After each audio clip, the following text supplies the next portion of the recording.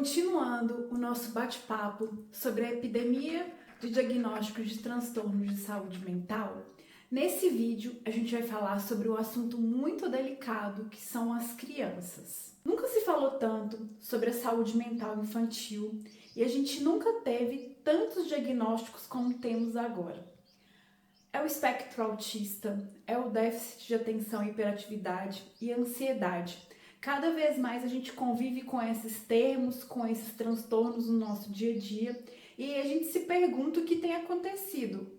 A gente está diante de um aumento real desses diagnósticos ou a gente está inserido num sistema que não sabe lidar com as diferenças dentro de um mundo muito barulhento, muito estressor e muito exigente. É cada vez mais comum que os pais sejam chamados até a escola para receberem a sugestão de levar os seus filhos para uma análise psicológica, uma vez que os professores percebem que as crianças têm um comportamento um pouco ou agitado, ou apático, ou distraído. Na minha família mesmo, a gente teve o caso de uma criança que a escola chamou a mãe e falou: olha, eu acho que seu filho tem TDAH e seria interessante levar para uma avaliação psicológica.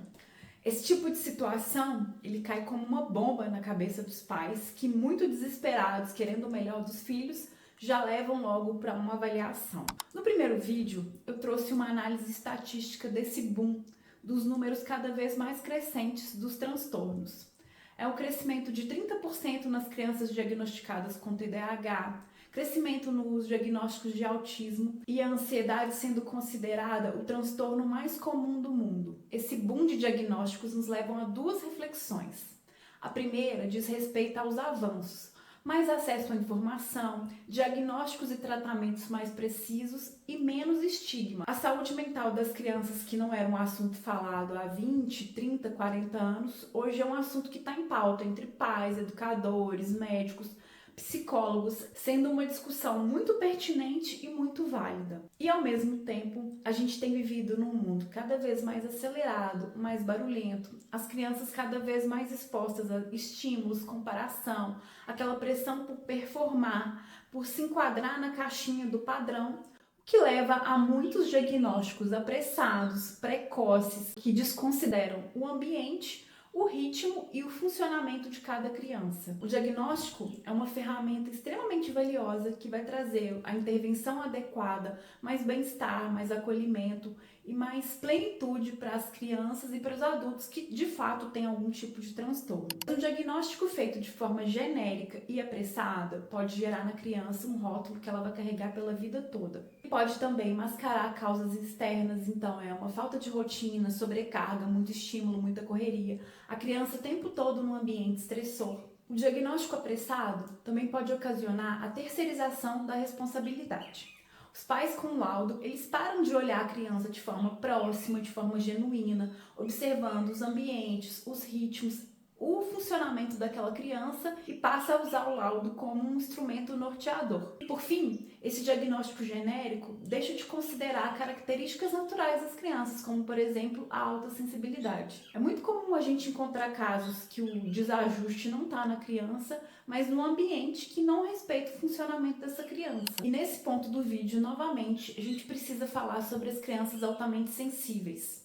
É um assunto que ele é desconhecido por grande parte dos profissionais que fazem os diagnósticos e ele é extremamente importante para diferenciar uma característica natural de um transtorno. A autossensibilidade, ela é um traço de personalidade com bases genéticas que atinge cerca de 20% das crianças e a gente pode perceber os primeiros sinais de autossensibilidade em bebês muito pequenos, ali por volta de 6 meses. São crianças que percebem mais, que sentem mais, são aquelas crianças que ficam com os olhinhos vidrados, têm tendência a chorar mais, têm um pensamento muito profundo, então são as crianças que perguntam muito porquê, que querem entender a raiz das coisas. Elas se sobrecarregam mais rápido, então ficam incomodadas em ambientes muito cheios, com muitas luzes, muitas pessoas, barulho, cheiro forte. São crianças muito reativas a críticas, a frustrações. Elas gostam de passar muito tempo sozinhas, em silêncio. Têm um senso de empatia muito aflorado,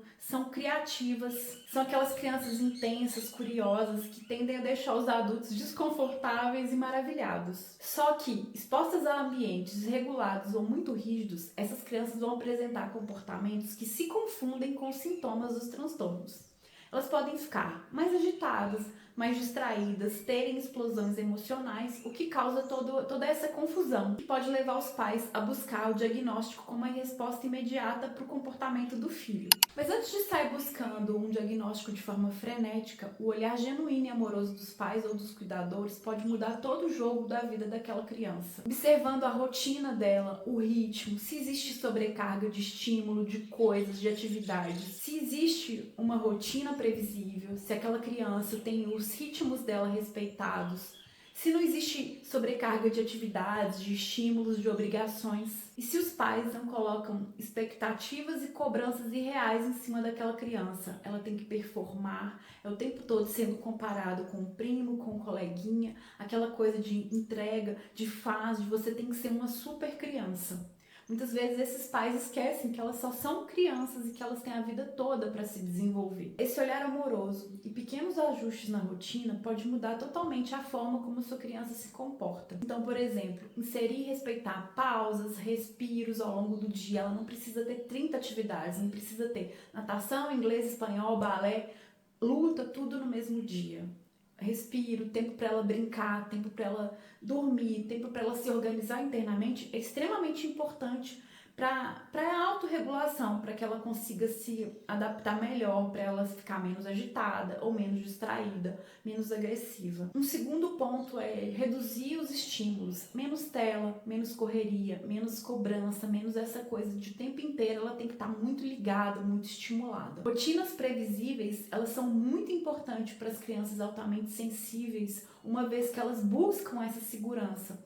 Saber como vai ser o dia na segunda, na quarta, como vai ser o final de semana. Falar sobre os compromissos traz muita regulação. Elas conseguem ficar mais seguras e mais em paz. Por fim, muitos pais tendem a valorizar muitos resultados. As notas, como elas se saem nas atividades físicas, na comparação com as outras crianças.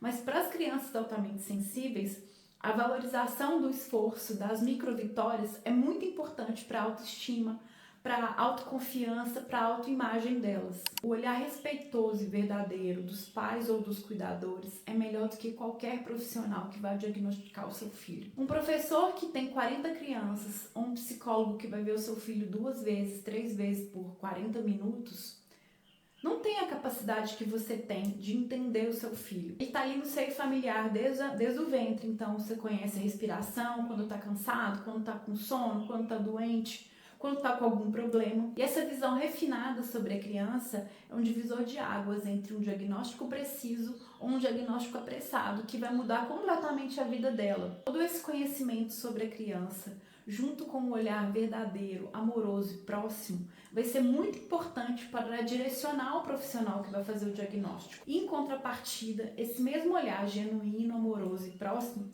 vai ser muito importante para a saúde mental da criança. Uma vez que você é o porto seguro dele, você dá a segurança, ela enxerga o mundo através dos seus olhos. Então, quando você valida o funcionamento dela como uma criança altamente sensível, que tá tudo bem, que ela só tem um jeito diferente de funcionar, isso muda completamente a forma como ela se vê e a forma como ela age diante do mundo, diante das situações e dos relacionamentos dela. A alta sensibilidade não é fraqueza, não é mimo, não é momo. Eu, como uma criança altamente sensível, eu escutava direto as pessoas da minha família falando: ai, Tatiana é muito mimada, essa menina é muito mamada, ela é muito dramática. E essas falas, elas partem de um lugar de desconhecimento e de inabilidade dos adultos em lidar com uma criança que funciona diferente do primo, da vizinha, uma criança que tem um funcionamento único. Quando essas crianças estão no ambiente certo, que respeita o ritmo e valida a sua personalidade, elas florescem, elas têm mais confiança, mais equilíbrio e mais energia para crescer e se desenvolver no seu pleno potencial. Se você conhece algum adulto, algum pai, algum educador que precisa saber sobre a alta sensibilidade, encaminhe esse vídeo para ele. Se inscreve aqui no canal, deixa o seu like e me acompanhe para mais conteúdos como esse. Muito obrigada e até o próximo vídeo.